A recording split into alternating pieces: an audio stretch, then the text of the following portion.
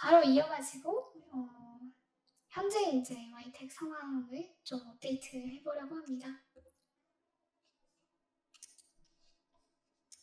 그래서 제목을 MITech 왜 대글이 다운돼 있어? 라고 정했는데 네, 제가 좋아하는 노래 아무 노래인데 한번 들어보시면 좋을 것 같아요. 그래서 주식시장에는 정말 아무런 이유도 없이 모두가 다 같이 다운돼가지고 분위기가 싸해질 때가 자주 있습니다.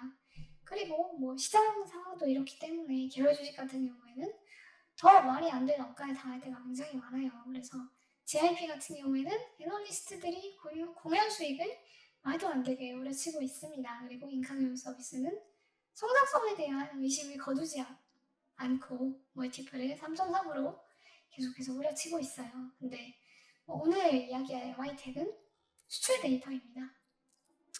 그래서 MITech 수출이 급감했다라는 것 때문에 주가가 많이 내렸는데 현실은 견고하다고 생각합니다.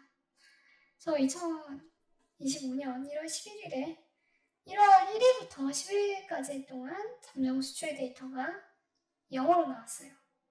그래가지고 뭐 온전히 수출 데이터 때문이라고 보기는 어렵지만 주가가 상당히 하락을 했습니다. 그때 대비해가지고. 그래서 8,000대에서 7,000대로 많이 내려왔어요. 근데 뭐 솔직히 말하자면 전 잠정 수출 데이터를 전혀 참고하지 않습니다. 이유는 뭐 그렇게 빨리 알아가지고 좋을 것도 없고, 그 다음에 뭐 태용 메디컬하고 MITech 수출 실적이 합쳐서 나오기 때문이에요. 그래서 월간 데이터가 나오는, 그러니까 무역협회의 월간 데이터가 나오는 20일이 되면은 지자체별 데이터를 이제 태용 메디컬 같은 경우에는 경기도 김포시로 잡히고, 그다음에 MITech 같은 경우에는 경기도 평택시로 잡히기 때문에 이 둘을 명확히 구분해서 추이가 어떻게 변하고 있는지 알 수 있습니다. 그래서 뭐 그 전에는 줄었다고 투자 아이디어가 깨졌다고 생각할 필요도 없고 늘었다고 호재라고 생각할 필요도 전혀 없다고 생각합니다. 결론은 이제 왜 이렇게 줄었냐? 이건 결론은 HS 코드가 개정돼가지고 9021, 901050이라는 코드가 원래 이제 제가 여기서 이제 자본 수출 데이터를 잡는 HS 코드였는데 그게 변경이 됐대요. 그래서 이제 이게 기존대로 9021, 901050 코드를 검색하면은 수출 물량이 인식되지 않게 되었습니다. 그래서 여기 보시면은 얘가 삭제가 되고 이제 이게 신설 HS 코드가 3개가 생겼죠. 그래서 거기 보시면은 이제 여기 스탠트가 하나 나와 있습니다. 그래서 나눠진 코드별 수출 데이터를 합산하면 550만 불로 합계로는 평월의 3분의 1을 오히려 초과하는 그런 데이터가 잡혔어요. 그리고 이게 한 가지였고 그 다음에 이번에 2025년 1월 20일에 12월 이제 2024년 12월 수출 데이터가 나왔는데 이게 또 급감했습니다.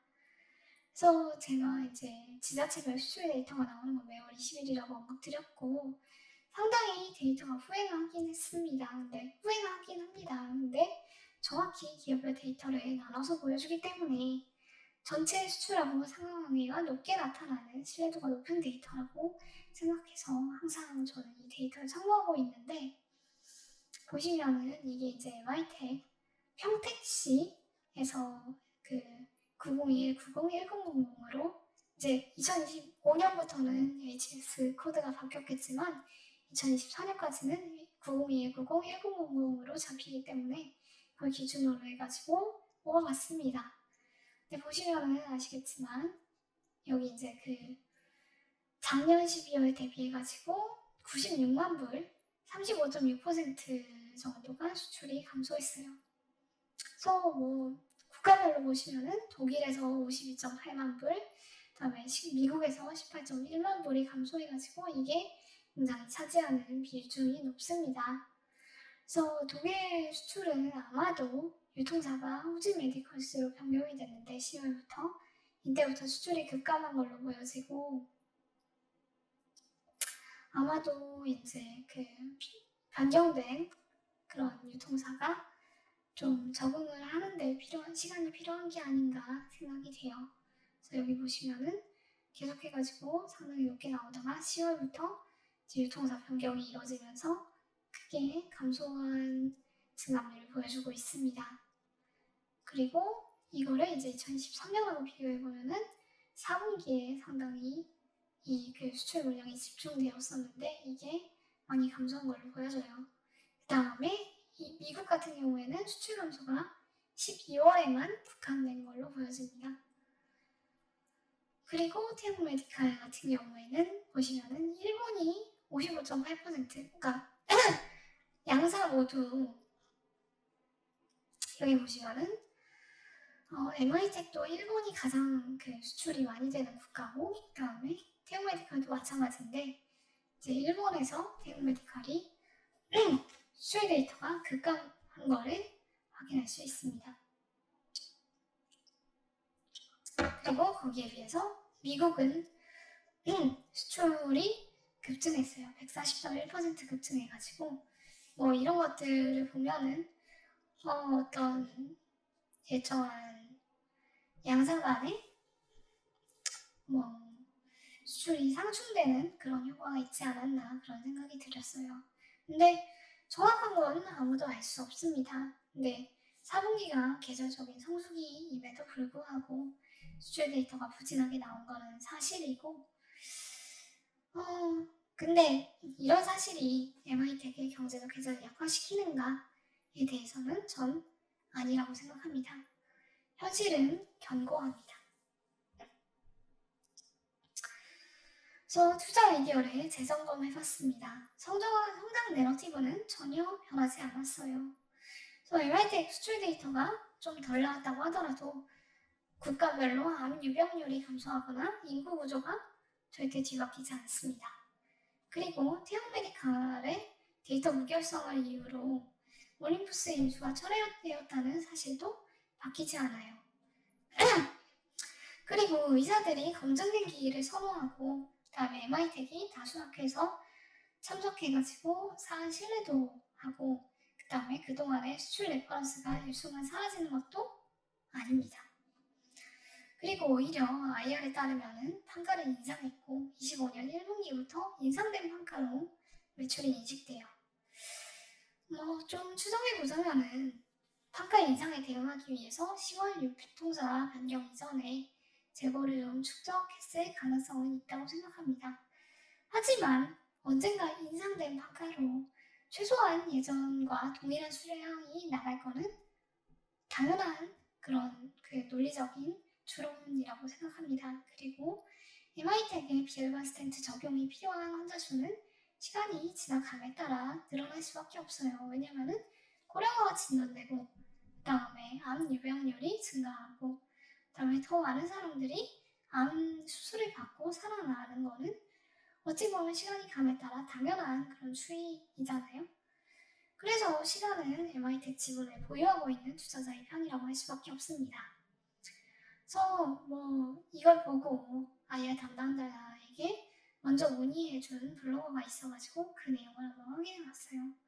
근데 직접 통화를 해봐야 되겠지만 IR이 정확한 정보를 제공했다고 가정하고 내용을 옮겨보자면은 작업자들이 좀 수출 증가에 대응하느라 피로도가 증가해가지고 일부 품목의 소량 생산해가지고 수출 감소로 대응했다고 합니다. 그리고 생산직에 대한 채용이 늦어져가지고 증산 스케줄이 일부 지연되었다고 해요. 근데 이런 두 가지 이슈는 결국은 시간이 가면 해결될 문제라고 생각하고 그 다음에 여기 블로거 분도 잘못 쓰신 내용도 있더라고요. 그래서 2024년 12월에 많이 내보내지 못한 일본형 물량을 25년 1월, 2월에 걸쳐가지고 내보내게 된다라고 언급했는데 여기 보시면 아시겠지만 일본은 큰 문제는 아니었어요. 그래서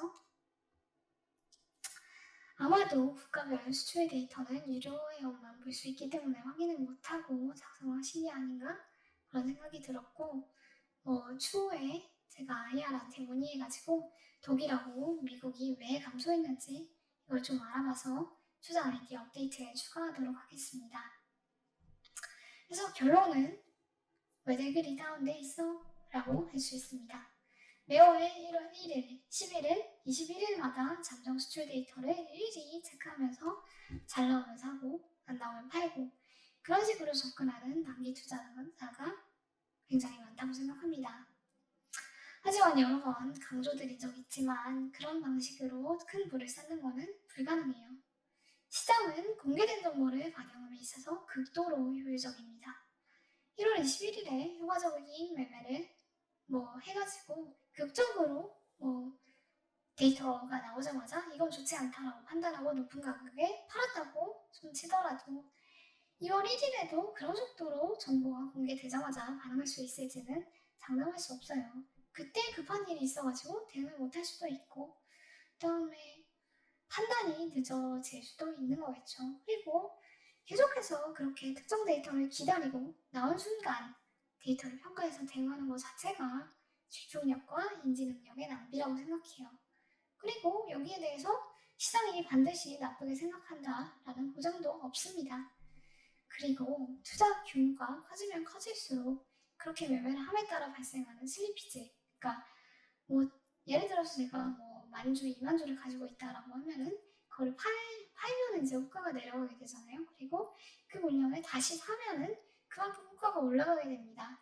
거기에 따라 발생하는 마찰적인 비용이 상당히 커지게 돼요. 그래서 나중에 시드가 정말 더 커지면 커질수록 똑같은 방법으로 투자할 수 없습니다. 그리고 정리하는 뇌에서 보신 바와 같이 우리는 현명한 판단을 하기 위해서는 하루에 내리는 결정의 횟수를 줄여야 합니다. 그래서 현재 투자를 성공적으로 지속해서 축적하게 될 자산 규모로 반복할 수 없는 투자 방법을 사용하는 것은 점점 더 투자 성과가 더 나아져야 된다라는 걸 지향한다는 취지에서 보면은 모순적인 투자 방법이라고 생각합니다. 그래서 결론은 좋은 회사는 그냥 깔고 앉아서 회사의 잠재력이 발현될 때까지 기다리면 돼요. 만약에 한 번의 수출 데이터로 모든 투자 아이디어가 망가지는 회사가 있다 라고 하면은 애초부터 그 투자 아이디어를 처음에 잘 못 정한 건 아닌지 고민해 봐야 되겠죠. 그래서 대체로 경제적 해자가 깊고 넓은 기업들은 일시적인 위험에 효과적으로 대처해서 시장의 판단이 잘못되었음을 계속해서 증명해 나가는 기업이라고 생각해요. 그래서 저는 MI텍이 정말로 그렇게 할 거라고 믿고 그게 아니라면은 국가별로 유통사를 지정하거나 아니면 수출 단가를 함부로 독단적으로 올리지 못했을 거라고 생각해요. 그리고 그게 아니라면은 태용 메디칼 파일을 가져오지 못했을 거라고 생각해요. 그리고 그게 아니라면은 동일한 사업을 영위하고 있는 보스턴 사이언티픽이 정말 호구라서 단가 14,500원에 모든 지분을 매수하려고 시도하다가 실패해서 경영권을 확보할 수 없음에도 일부 지분만이라도 14,500원에 단가에 매수하지 않았을 거라고 생각해요. 그래서 보스턴 사이언티픽스가 호구가 아니잖아요. 산업 내 모든 플레이어들이 모두 MI텍이 갑이라는 가설을 지지하는 행동을 하고 있어요. 그럼에도 불구하고 시장 참여자들은 뭐 때문인지 모르겠지만 다운돼 있습니다. 이럴 때가 MI텍과 같은 좋은 기업이 적병화되어 있을 때고 용기를 내서 매수해야 될 때가 아닌가 생각이 됩니다. 그래서 이 정도로 MI텍 발표를 마치고 지난번과 같이 5분 정도 시간을 드릴 테니 좀 보시고 그 다음에 궁금한 점 있으시면은 여기 그 텔레그램 댓글이나 아니면은 카카오톡 채팅을 통해서 궁금한 점을 물어봐 주시면은 될 것 같습니다. 그러면은 5분 정도 쉬었다가 다시 질문 받고 그 다음에 오스테오닉 설명을 이어가 보도록 하겠습니다.